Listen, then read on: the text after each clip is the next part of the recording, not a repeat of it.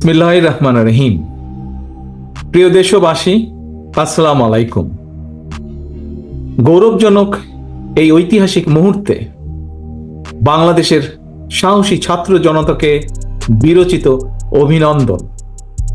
হাজারো শহীদের প্রাণের বিনিময় জনতার ঐতিহাসিক এই বিপ্লবের মধ্যে দিয়ে গণহত্যাকারী খুনি হাসিনার পতন হয়েছে, রাহুমুক্ত হয়েছে আমাদের প্রিয় বাংলাদেশ।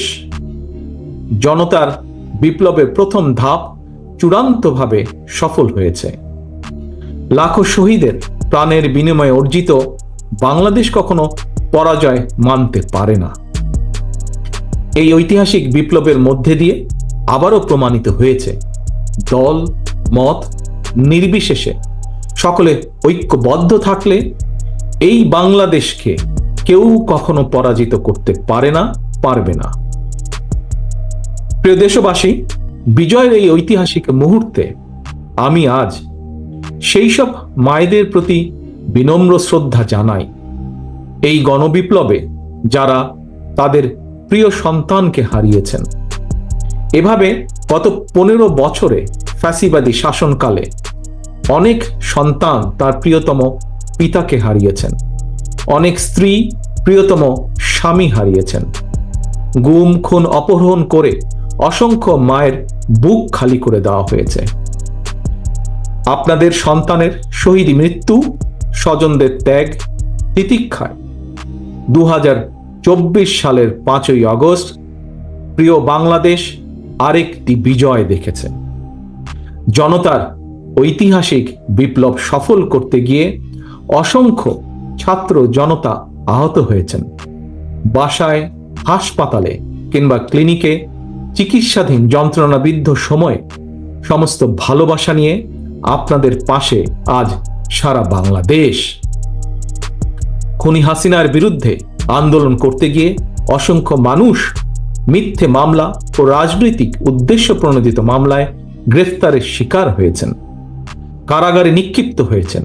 আমি অবিলম্বে তাদের বিরুদ্ধে দায় করা সকল মামলা প্রত্যাহার এবং তাদের কারামুক্তির দাবি জানাচ্ছি। একই সঙ্গে ছাত্রছাত্রীরা যাতে আবার স্বাভাবিকভাবে হলে, হোস্টেলে, ক্লাসে ফিরতে পারেন এবং পরীক্ষায় অংশ নিতে পারেন, আশা করি সেই পদক্ষেপ দ্রুত গ্রহণ করা হবে। প্রিয় দেশবাসী, দেশের 18 কোটি মানুষকে জিম্মি করে 12.5 কোটি ভোটারের ভোটের অধিকার কেড়ে নিয়ে বাংলাদেশকে তাবেদার রাষ্ট্রে পরিণত করা হয়েছিল। হত্যাকারী, গণহত্যাকারী খুনি হাসিনার পতনের মধ্যে দিয়ে জনগণ তাদের গণতন্ত্র, মানবাধিকার, লুণ্ঠিত ভোটের অধিকার পুনঃপ্রতিষ্ঠার পথ সুগম করেছে। এর মধ্যে দিয়ে জনগণের বিপ্লবের প্রথম ধাপ সফলভাবে সম্পন্ন হয়েছে।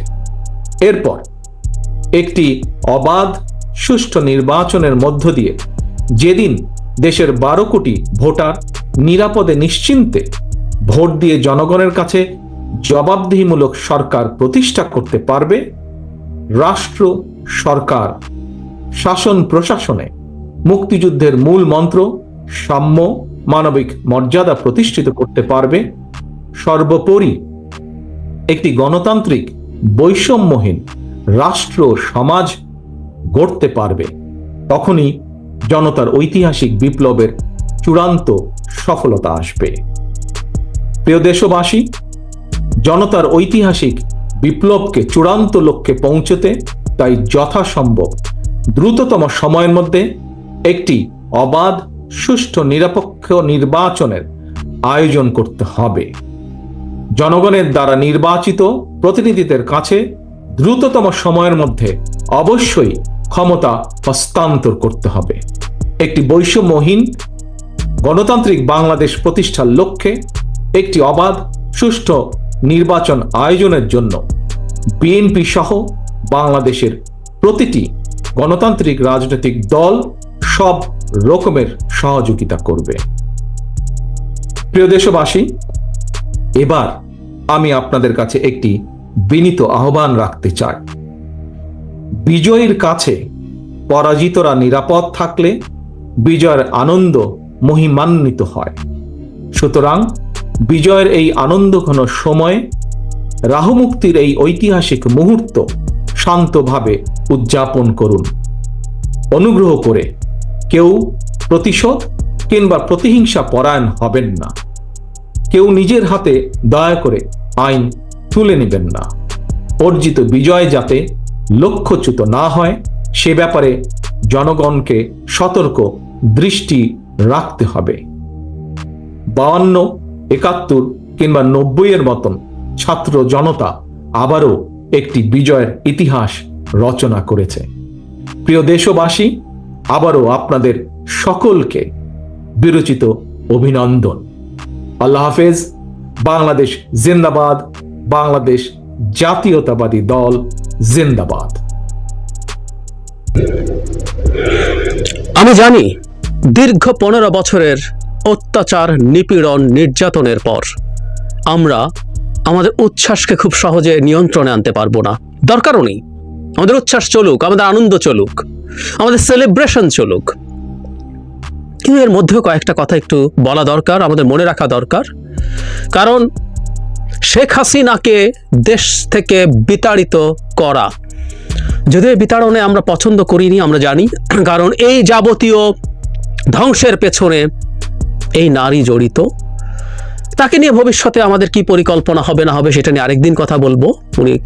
ওনার পালিয়ে যাওয়া ঠেকাতে পারলেই সবচেয়ে ভালো ছিল, কিন্তু আমরা যেহেতু অন্তত তাকে সরাতে পেরেছি, আমাদের সামনে আরো কতগুলো গুরুত্বপূর্ণ কাজ আছে, সেগুলো নিয়ে কয়েকটা কথা এই উচ্ছ্বাসের মধ্যে বলা দরকার। এবং এই উচ্ছ্বাসের মধ্যেই কিছু ঘটনা ঘটতে পারে যেগুলো নিয়ে আমাদের একটু সতর্ক থাকা দরকার। প্রাথমিকভাবে সেনাপ্রধানের যে বক্তব্য ছিল, উনি একটা ছোট বক্তব্য দিয়েছেন, সেটা আমাদের কারো কারো মধ্যে যে এক ধরনের আশঙ্কা ছিল সেই আশঙ্কাটা দূর করেছে নিশ্চয়ই। তার আগে জনাব আসিফ নজরুল, ডক্টর আসিফ নজরুল অসাধারণ রোল প্লে করে গেছেন এই এন্টায়ার সরকারের অপশাসনের বিরুদ্ধে। এমনকি এই সময়ে যারা আন্দোলনে আছেন, যে শিক্ষার্থীরা প্রথম কোটা সংস্কার আন্দোলন শুরু করেছিলেন, তাদের সাথে সরাসরি এনগেজড থেকেছেন। ডক্টর আসিফ নজরুলও জানিয়েছিলেন যে তারা ভালো কিছু হবে সেরকমই মনে করছেন। কারণ ভাষণ দেওয়ার আগে জনাব ওয়াকারুজ্জামান, আমাদের সেনাবাহিনী প্রধান রাজনৈতিক দলের নেতাদের সাথে বসেছেন, তার মধ্যে ডক্টর আসিফ নজরুলও ছিলেন সেখানে, এবং উনি চেয়েছেন তাদের মাধ্যমে ছাত্রদেরকে বার্তা দিতে, যেটা চিফ তার নিজের ভাষণেও বলেছেন। তাহলে আমাদের যে আশঙ্কার জায়গাটা ছিল কারো কারো মধ্যে, সেটা হচ্ছে মার্শাল ল দিয়ে সরাসরি সামরিক শাসন জারি হতে পারে, যেটা মিশরে আমাদের মনে থাকার কথা। হোসনি মোবারকের পতনের পর একটা নির্বাচন হয়েছিল যেটাতে মুরসি ক্ষমতায় এসছে, পরে সিসি সামরিক শাসন জারি করে ক্ষমতায় চলে আসেন। সেই রকম কিছু হয় কিনা সেই ভয় ছিল। আমি প্রাথমিকভাবে অন্তত সেই ভয়টা কেটে গেছে বলতে পারি। সেনাপ্রধান খুব চমৎকারভাবেই বললেন তারা বঙ্গভবনে যাবেন, বঙ্গভবনে গিয়ে প্রেসিডেন্টের সাথে দেখা করবেন, দেখা করে ওখানে একটা অন্তর্বর্তীকালীন সরকার গঠন করা নিয়ে আলোচনা করবেন। সেটা নেচার কি হবে উনি বলতে পারেননি, এগুলো আলাপ আলোচনার ব্যাপার তো বটেই। এবং আমি এই ক্ষেত্রে জনাব আসিফ নজরুলের বক্তব্যকে আমলে নিতে চাই। তিনি বলেছেন যে ভালো কিছুই হবে। সো ভেতরে কি আলোচনা হয়েছে নিশ্চিতভাবে সেটা ডক্টর আসিফ নজরুল জানেন। সুতরাং তিনি যখন বলছেন আমরা আস্থা রাখবো, তাহলে প্রাথমিক যে সংকট সেটা চলে গেছে আমরা বিশ্বাস করি।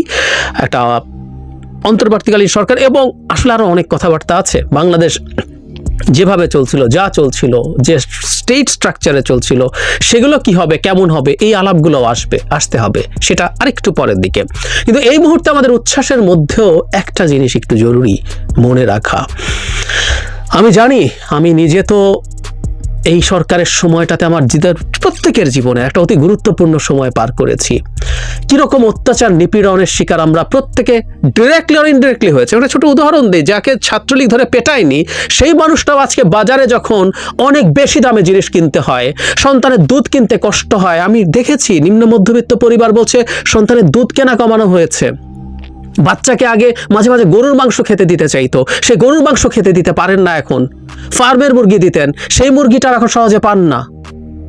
মাছ আগে পাঙ্গাস তেলাপিয়া ছাড়া অন্য মাছও মাঝে মাঝে কিনতেন, এখন ওটা ছাড়া পারেন না। আর যারা পাঙ্গাস তেলাপিয়া কিনতেন তারা সেটা কিনতে পারেন না, পাঙ্গাসের কাঁটা বিক্রি হয়েছে। এগুলো প্রত্যেকটা আওয়ামী অপশাসন, দুর্নীতি, দুঃশাসনের ফল। তো সাফার করেনি এমন কোনো মানুষ নেই। কিন্তু এর মধ্যেও কিন্তু আছে, কিছু মানুষ আছে সরাসরি সাফার করেছেন, খুন হয়েছেন, বিচার বহির্ভূতভাবে হোক অথবা আওয়ামী লীগের ক্যাডারদের হাতে হোক, গুম হয়েছেন, আছেন অসংখ্য মানুষ।